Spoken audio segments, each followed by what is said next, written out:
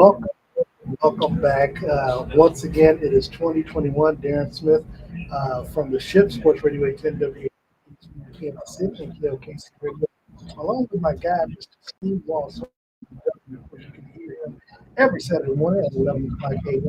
on 101 FM. We are back. We are back in the building this year, celebrating, of course, our return from 2020, which we were out last year doing the show on location. Welcome to the Kansas City Chiefs Cheat Sheet, our pregame show for the Kansas City Chiefs. We're live back at Arrowhead Stadium, returning once again. Steve, good evening to you, my brother. How are you? Man, I'm doing very well. It's kind of surreal right now because we spent I was thinking on my way walking into the stadium. It's like, man, when's the last time we've been here? And I remember it was AFC Championship game 2019. It's been that long, but we are back here at Arrowhead today.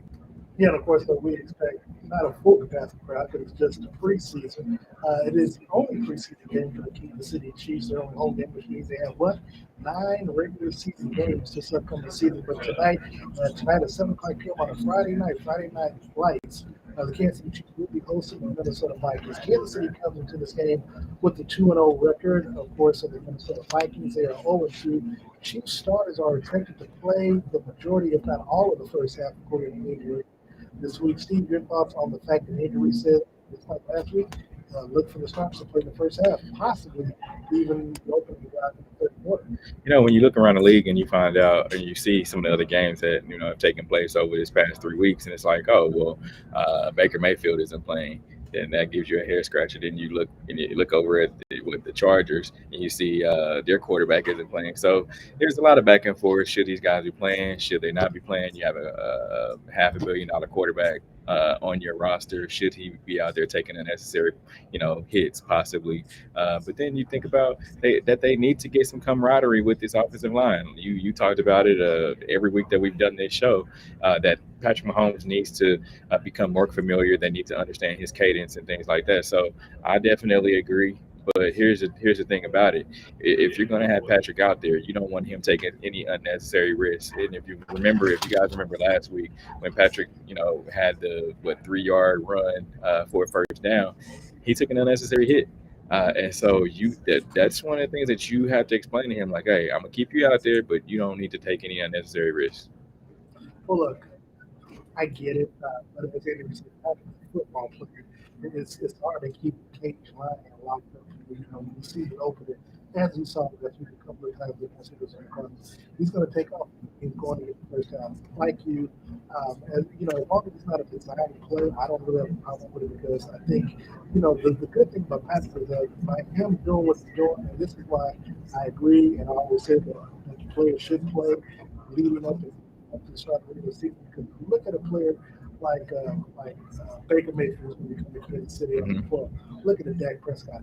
He hasn't taken any hits, and so Dak Prescott's issue, he hasn't taken a hit in 11 months. Baker Mayfield hasn't taken a hit since They January. lost here last year. Yeah, exactly. So when you look at it, do you really want the first time that you actually get some live action and you hit the ground and you haven't had a chance to show your body how to fall and hit the ground and you absorb that punishment? The first game of the season, nobody is important to play. Yeah, he could the game, but getting the reps and experience. And again, like Andy said, it's having the fact that you got 5 new offensive linemen who've never played together before until now. You want to get as many reps as possible to get a feel of how Patrick Mahomes is. If he decides he's going to run, their pass protection with Patrick in the background running, or if they're going to try to get the line open as they did a few times with Clyde was there. Some of the other running backs open up big doors for those running backs to run through. So, And here's the only caveat to that. Practice makes perfect, but you can throw like I've been saying, myself or you could be out there, right, and play quarterback for the Kansas City Chiefs, and the offensive line will still have the same objective. They need to block for us and don't let us get touched by the defense. That's pretty much in a nutshell what they need to do. They still need to create holes no matter what running back is in there. And even if you look at today, there's no Clyde Edwards-Helaire, there's no Darrell Williams. So who will they have running back there? They'll have Jerick McKinnon and also Darwin Thompson and Derek Gore. So no matter what, even though you don't have your starting running back playing, there's still other backs, and their objective is still going to be the same: block and do your job. Well, like I said, it's one of the things that I do enjoy about preseason is that you get a chance to see players who don't normally play Steve. They get a chance to get these reps. Again, you mentioned Connor was aware, Darren Williams. We might not even see Frank Clark tonight. So my question is not to you per se, but to backups who get the chance to play. What are you going to get the opportunity? Because you got to Hmm. remember, there is a slight chance that Darwin Thompson and Derek Gore may not make this team. Now, because of the injuries to the top two running backs, here's your opportunity to give Andy Reid and company a reason to keep you on board and you make sure that you don't get it away and go to the practice squad. So that being the case, okay, Jake McKinnon and Darwin Thompson, they'll get a lot of reps tonight in Hmm. today's game. So for them to have this opportunity, you need to make the most of it in the short time that they have. Because this is the only game that they have left before the cuts come on Tuesday. And I agree. You know just as well as I do. And Eric Bieniemy has talked to you about it, and that they always coach their backups to be starters. Now, let's just say, I mean, we don't know how bad that the ankle sprain is for Clyde Edwards-Helaire. So Andy Reid said last week that it's not a high ankle sprain, which is good, but we don't know how bad it is. And also, Darrell Williams, we don't know how significant how serious his injury is as well. So, but they're not playing tonight, so that's going to leave at least one spot open for one of these running backs. So if you have three guys that's battling, you understand that you're battling for one spot. You're going to have to give it all that you've got, and you're going to get plenty of reps tonight. You have 4 quarters to show that you need to be on this team. But the on the flip side of that is when you look at these three guys: Derek McKinnon, Darwin Thompson, Derek Gore. Who's the guy that knows the plays? Who's the guy that's familiar with this atmosphere? It's Darwin Thompson. But the only thing about Darwin is that he's been out. He was out early with the first 2 weeks of training camp, so he started a little bit behind, and so I don't know if that was kind of frowned upon, early, while they were in training camp. But we'll see. He has his opportunity tonight, and hopefully he does what he needs to do with it. I agree with the thing that a lot of fans are going to be paying attention to tonight is to play on the wide receiver, Steve. Now, we heard this week from Dave Toll. Now, I initially thought he was joking when he said that DeMarcus Robinson was driving him nuts. But listening to how he continued on, he was very serious about DeMarcus Robinson. So, DeMarcus goes into year 5 along with Patrick, of course. So, with that being the case, okay, with that being the case, we get a situation to where he could be the actual veteran in that position could be on the line in tonight's, after tonight's game. But not only that, you look at Trout, you look at Kemp, you look at some of these other players. Which one of these players do you think plays a big role in tonight's game and may make the difference between being cut next week and making 53-man roster? We know, and Chiefs fans know who's going to be on this squad. You got Nicole Hardman, Demarcus Robinson. Uh, we don't look at him as a receiver, but he definitely is a receiver. He's listed as a tight end, but he's definitely the second receiver, if not the first receiver, and that's Travis Kelsey. We know who those guys are, and of course Tyreek Hill. But then you have, like you said, Marcus Kemp. I think he would definitely make the team. It's been a couple years that he's he was on the practice squad, then he was injured, and the injury that year, the year that he was injured, I think he was on his way to make the team, and he would have been the fourth wide receiver on the team that year. So um, Cornell Powell, if that's a guy that I have to underline, he has to make something happen tonight. Even though he's a rookie, he still has a high ceiling. Maybe he's one of the guys that slid over to the practice squad, but I think Marcus Kemp, he's going to be the one that's going to make the squad. The other guys, they just have to show what they can do. Otherwise, you're going to be on the outside looking in. Yeah, last week the Reese Powell, played a good game, had some great catches. For Cornell Powell, like you said, the Chiefs really do not cut their draft picks, especially the first year. Cornell Powell and Noah Gray, I think Noah Gray is at the same thing. Cornell Powell is that the Chiefs have drafted that I'm afraid may not make the squad, especially if he didn't have a big game in tonight's game. Yeah, it just depends. the Chiefs when they drafted him, they knew what he could do when he was at Clemson. To me, and I said this day one at training camp, it's like, okay, you're wearing number 14. Who has worn the number 14 the past 3 years for the Kansas City Chiefs? That's Sammy Watkins. What school did he come from?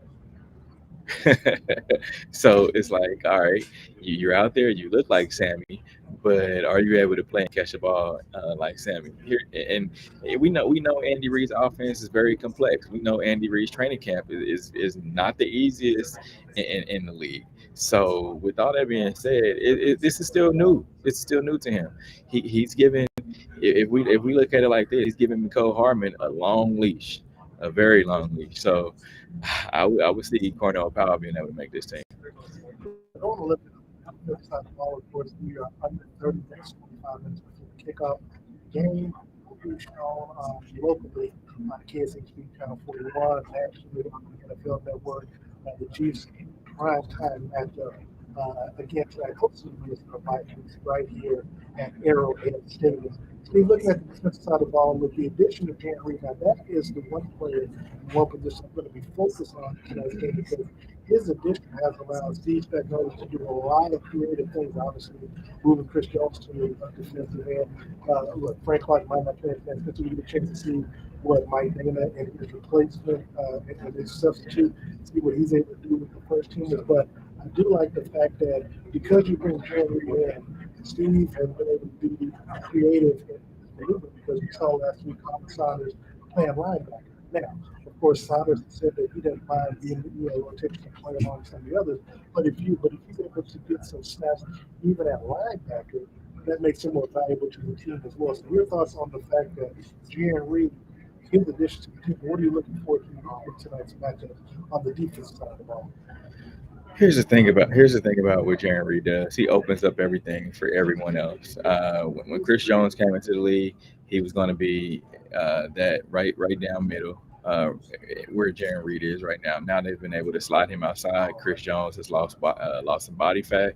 He's moving well for a big guy. And you see what all the offensive lineman has said about Chris Jones. He's making us better. And I think Chris Jones is very hungry. There was a stat that came out. You're a betting guy, so there was a stat that came out yesterday or something on Twitter that said if you're gonna bet, I think Chris Jones is high on. I think it's like plus 350 or something like that to win Defensive Player of the Year. Now, can he do it? I don't know, but he's. I'm sure he saw that bet, and he's a friend of our show, so for sure he's watching this. But here's the thing as well. It's not only the guys down front that are making things happen, but it's also the linebackers. When you look at Willie Gay and Nick Bolton, and then you also have Anthony Hitchens, a guy that is on he's going to be playing for a contract next year. So I just think this defense, Steve McDowell is going to have them ready to play. Steve Walker, Chiefs keep their line in the stadium. Final preseason game of the season.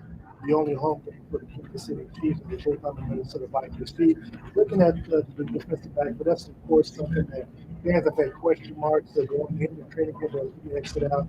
But Javarius Ward, Rogerius Sneak, Mike Hughes, Dan Sorensen, Tyron Matthews, that looks to be key. But Juan Thornhill had a big game last week. As we talked to Spags this week, it doesn't change. You look at the interception game, it doesn't change his position on the depth chart. But both he some of the other players, how many players do you think they actually keep? Because we look at the Andrew Baker, we look at lots of other players that are trying to make the squad. Those are key former first round draft picks that the Kansas City Chiefs acquired over the last couple of seasons. What do you say about this defensive backfield? Look, here's the deal. A lot of people made a big deal about Juan Thornhill. He came off of an ACL injury last year. He played injured. I really feel like after he tore his ACL and was at 2019, wasn't able to play in the Super Bowl. He wanted so bad to be ready to go last year, and he did everything he could over off season. And he battled. He really did. And he even said it. He wasn't able to make the plays that he normally would. He'd be this close. And he even said Tyrann Mathieu, a guy that's torn both of his ACLs and both knees. So he talked to him and he said, "Hey, there's going to be some times that you're going to be able to want to make some plays and not going to be able to do it." And he made a play yesterday, and I think that really boosted his confidence. But to answer your question, I think that L'Jarius Sneed, Mike Hughes, Bo P. Keys, and DeAndre Baker will be, and also can't forget Travaris Ward. They will be the five that will make the team. Now, Steve, we got the chance. We've had the Chiefs. I feel like taking myself taking the Chiefs for a long time, at least 2012, 2013. I know you're I've been covering the Chiefs since my sophomore year in high school, off and on up until 2007. I've been covering them since. Right. We've had the opportunity to cover the last two Super Bowls. Right. One win, one loss. As you go into they have a 5 week, which is some of that was instituted in the 17th game. If you're that next game, how are you, I guess, trying to, with this body coming out, giving players not only have time off, but also gradually building them to get them prepared for the start of the regular season? Here's the thing: if you know one thing about Andy Reid, he's able to have guys. He knows what's best for guys. And we're looking at this as a bye week, a traditional bye week. He's well off of his numbers are great after a bye week.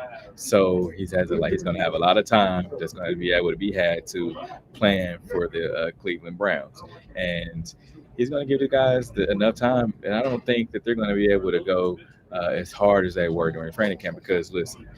I talked about it earlier. His training camps are not easy, and they're going to be ready to play. Put it to you that way, because Patrick has already put it out there that this team is going 20-0. So they're going to have to ride with him. We talked a little bit more about specifically they talked about his comments about DeMarcus Robinson, but we haven't really seen McCall Harmon out there about returning kicks. We got a chance to see Mike Hughes, again, Marcus Robinson. What is it that coach is trying to find with these other players who are returning kicks? He didn't already know. Yeah, you know this. You're always one play away from an injury, from a fumble, so everybody has to always stay ready, so you don't have to get ready. And I think that's what Dave Todd wants to make happen. He wants all these guys to be ready just in case their number is called, and he also wants to just see what they have because you have guys like Mike Hughes who he hasn't seen before with his coaching style. So I think he just wants everybody to be ready. We all know that if it's needed, they'll throw Tyreek Hill back there and tell Tyreek to go make a play. We talk a lot about service, so and Travis Kelce to an extent, Tyreek Hill as well. But I want to go back to the offensive focus on the rookie side of the offensive line. Green Humphrey, Trey Smith, they were talking obviously with Mike Remmers.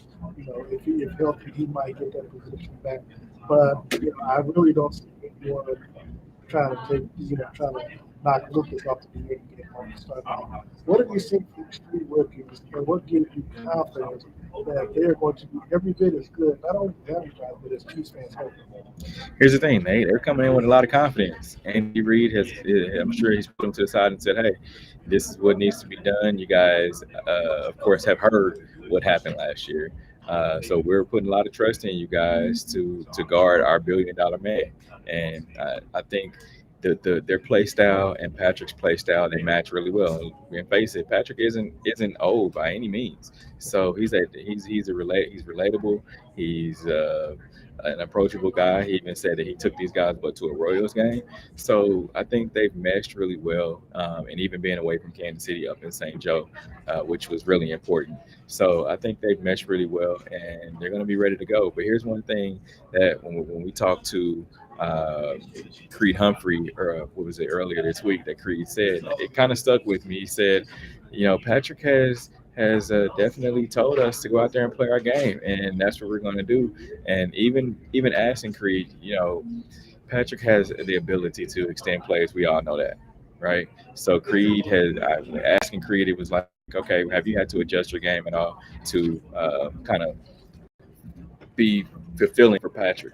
And he said, no, I just go out there and play and continue to play my game. So I think they'll all be ready to play. Steve, before out there. Prior to our broadcast, we got a chance got a chance along with them to honor a dear friend of ours who passed away earlier this year, Therese Tate. Of course, Therese was the writer for the kids, along with national writer for Yahoo Sports, along with the Hall of Fame, along with being a friend, of course. He also was a great holder on 16 Sports, but got a chance to meet Bob, his fiance, his father, the Chiefs. They spoke highly of him. We saw the video with a lot of people who spoke highly of him. We also, of course, our colleague, Herbie Dillon from Kansas, started to be glowing. For that, what was the thoughts that you had of Therese for this time on this earth? Man, Therese, he definitely was. If I could sum Therese up in 2 words, he's a smooth talker. He really was, man. And I have to this day haven't been able to figure out how he was able to just get his point across while talking smooth, very smooth. And he would be able to ask some real tough questions, but he'd be like, "Hey, Andy, what's going on, man?" And I'd be like, "Man, I wanted to be able to learn how to do that." And I asked her, I was like, "Man, how do you, just like I said, get your point across while being able to be so smooth while doing it?" He was like, "Man, it just, repetition, repetition."